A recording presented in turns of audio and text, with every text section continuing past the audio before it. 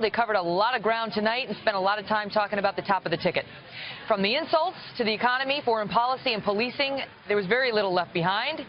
And here is some of that. We trust Hillary Clinton as president and commander-in-chief, but the thought of Donald Trump as commander-in-chief scares us to death.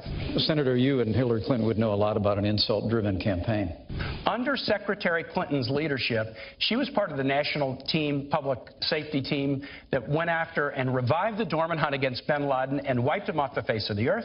And instead of 175,000 American troops deployed overseas, we now have 15,000. Right, and these are very, very. And Iraq has been overrun by ISIS.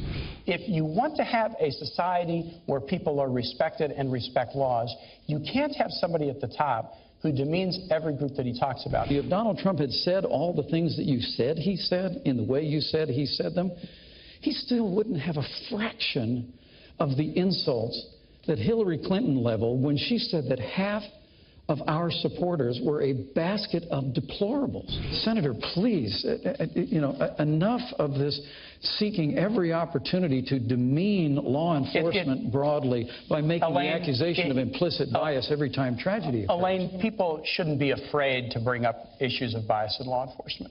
I think the fact that under this past administration, of which Hillary Clinton was a part, we've almost doubled the national debt, is atrocious. In the wake of a season where American families are struggling in this economy, under the weight of higher taxes and Obamacare and the war on coal and the stifling avalanche of regulation coming out of this administration, Hillary Clinton and Tim Kaine want more of the same. The terrorist threat has decreased in some ways because bin Laden is dead. The terrorist threat has decreased in some ways because an Iranian nuclear weapons program has been stopped.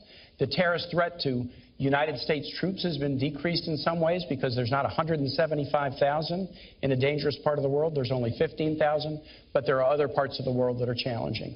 After traveling millions of miles as our Secretary of State, after being the architect of the foreign policy of this administration, America is less safe today than it was the day that Barack Obama became president of the United States. It's absolutely inarguable.